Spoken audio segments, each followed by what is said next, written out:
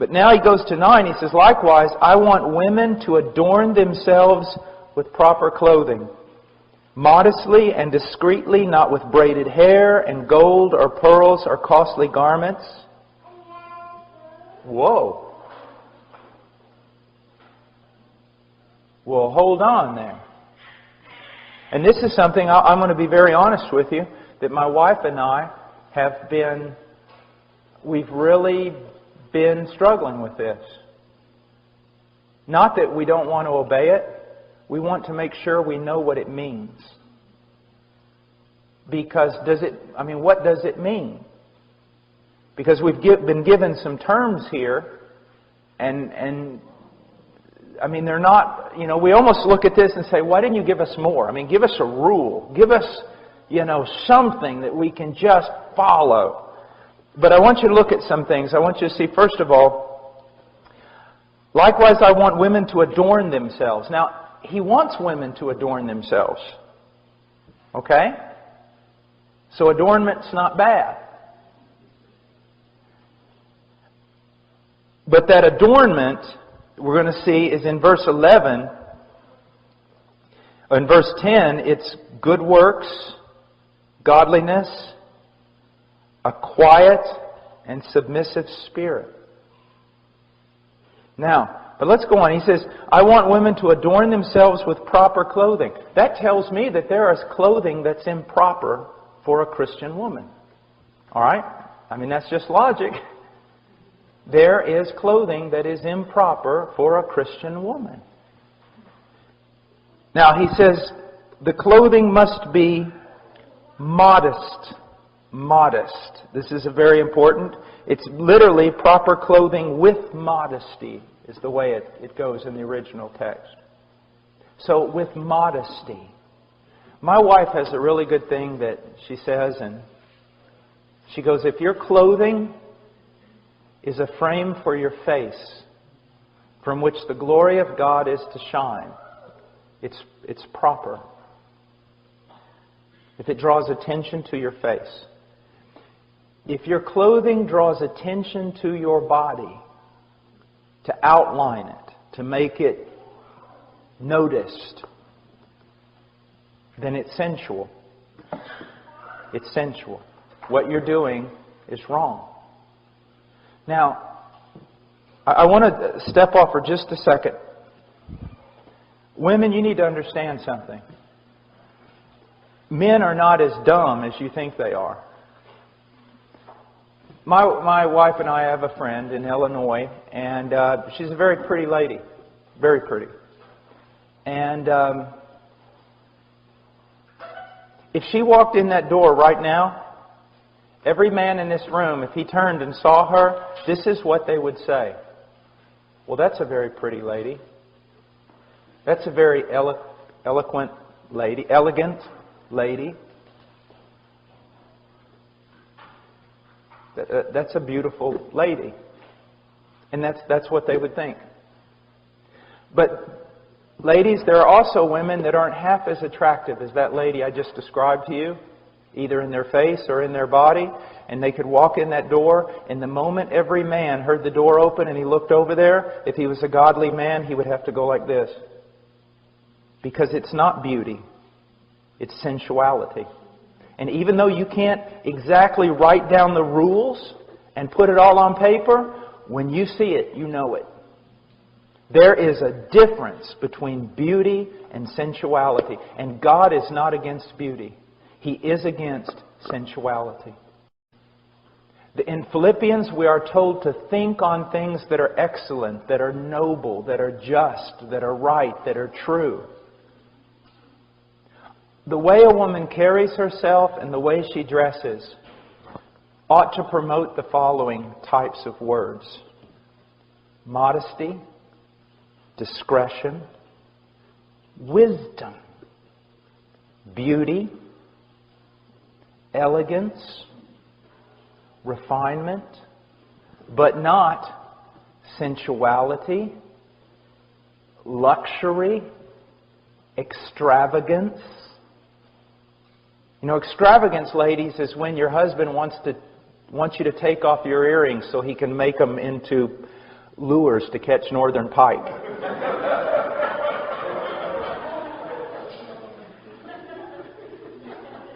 Now, ladies, this is, I've been giving your husbands a lot of tasks. Let me give you one. Seek to find out what this means and go wherever the Lord shows you.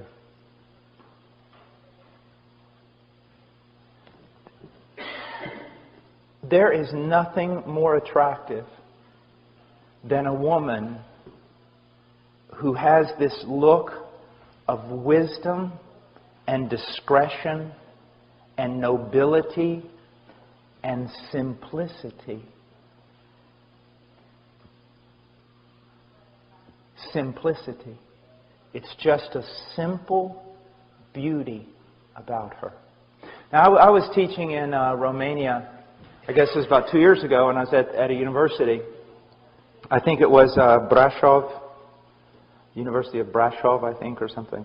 And it was Europeans, just European techno-punk kind of stuff, All these all these college students come in there and everything. There's a whole room full of them. And there was a bunch of girls there at the bottom of the auditorium in the first rows, purple hair, nails through their nose, just stuff like that, And I looked at them, and I didn't get angry. It just really broke my heart. You just look at these little girls, and you think, oh, Lord, where is their father?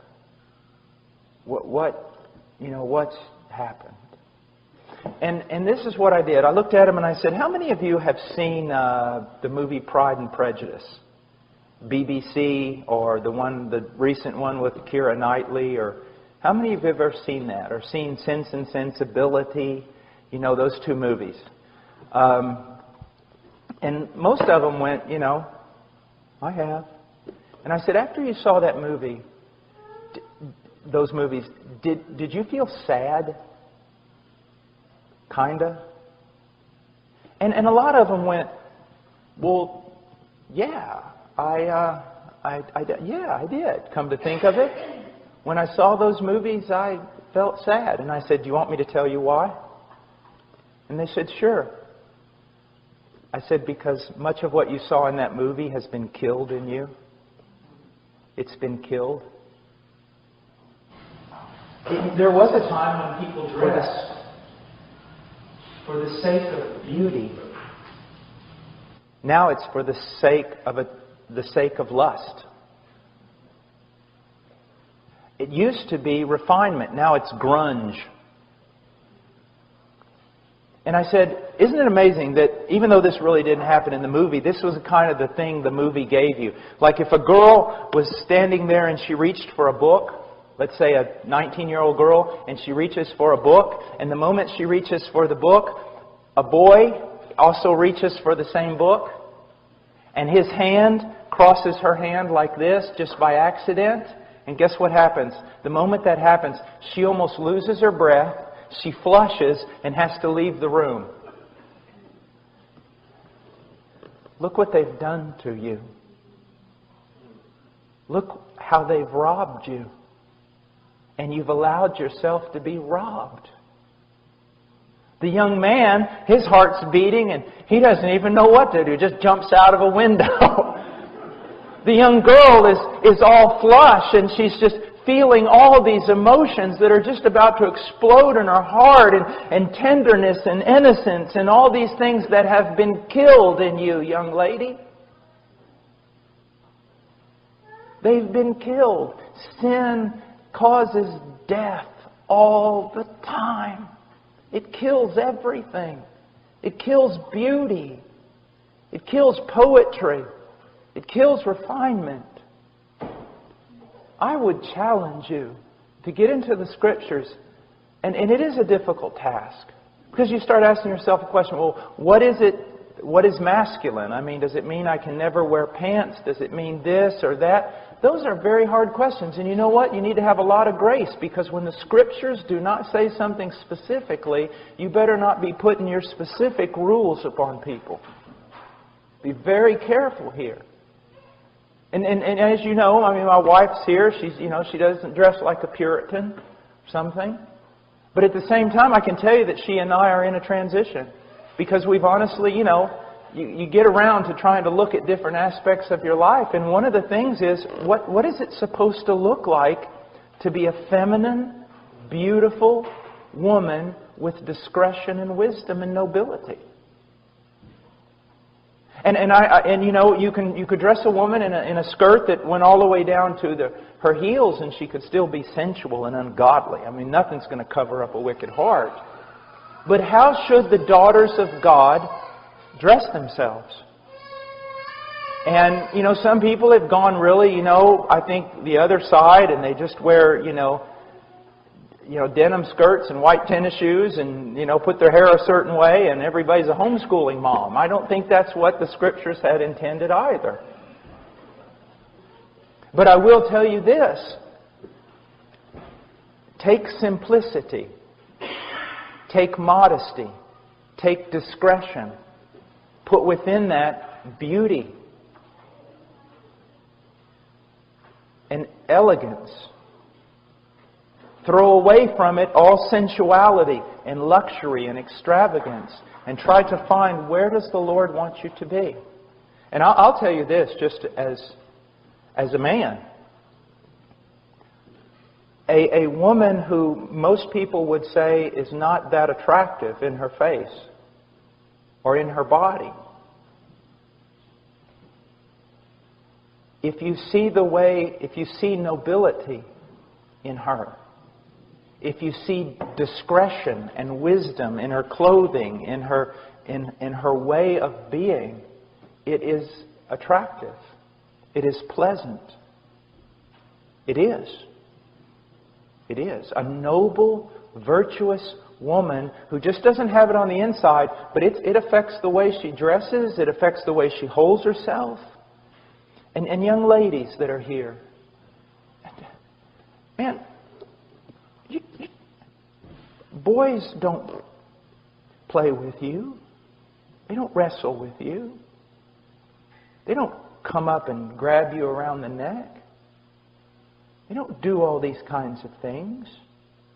You are very special, very proper. Not in that wrong sort of way. There's a dignity to you. So don't allow the world to tell you how to dress because they just want to make you sensual. Don't tell people how don't let people tell you how boys are supposed to treat you. Let God tell you. And you demand that. Look what it says here. It says, not with braided hair or gold or pearls or costly garments. Now, does this mean, as some has interpreted, a woman can never braid her hair? Well, if you go into the Greek world, you will see some braiding that went on that literally, it was frightening. The woman looked like Medusa. I am not kidding. They braided hair they would spend days braiding this hair up. And it was going all over the place. It looked like snakes coming out of her head. That's what Satan will always do to a culture. What he's talking about here is not that you can't braid your hair. He's talking about just the simplicity of it. Not extravagant. And then there's gold and pearls are costly garments. Now, what does this mean? Well, I see that the servant of Abraham gave Isaac's bride some costly bracelets. Some rings for her nose, go figure. So that wasn't treated as an ungodly thing. I think it goes back again to extravagance. Extravagance. And costly garments? No. Women should not be preoccupied with spending a lot of money on clothing. But you know what? A wise woman, a noble woman, can take a little bit of something and make it look pretty amazing. Remember the Proverbs 31 woman? She didn't just dress her household. She herself dressed in purple. But it was a frugality. Like one time when Chad and I were on our honeymoon, I wanted to really I'm going to buy her something. So we go in this clothing store and there's this dress or skirt. I don't know the difference between a dress and a skirt. What was it? Was it a skirt or a dress? Skirt, okay. I just don't know. I just can't figure that out. Or is a skirt. And it was really pretty, and it just kind of went down long. It was really pretty. I said, why don't we get it? She looked at the price tag. She said, it's $85. We're not buying this. I said, good. I didn't know they cost that much.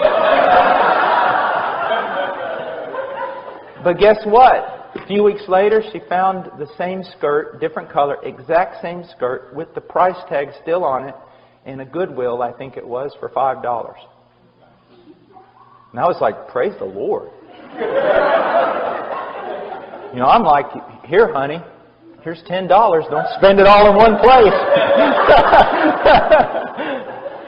But it's amazing what a wise woman can do with almost nothing. And it's also amazing what a woman with no wisdom cannot do with everything. It's just amazing. And so, you know, and it comes down, you know, people always ask me, is it a sin for women to wear makeup? And I say, brother, it's a sin if some women don't wear makeup. An old preacher said one time, it never hurts to put a little paint on an old barn.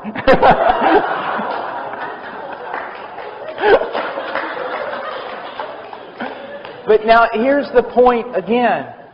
You can see when a woman uses makeup and there's discretion. And you can see another woman that looks like she just lost a paint gun war. You know, and that's just what it comes down to. And then there needs to be a lot of grace when you make your decision. I remember one time I'd preached in Romania, and God had really moved and saved a bunch of people, and the meetings were all extended. And then the next year I came back and I brought my wife. My wife had some little earrings in and things like that. And this Romanian woman walked up and she goes, Brother Paul, you preach power of God in your life. How could you be married to a woman like this? And I was like, I'm stepping back because there's going to be a fight.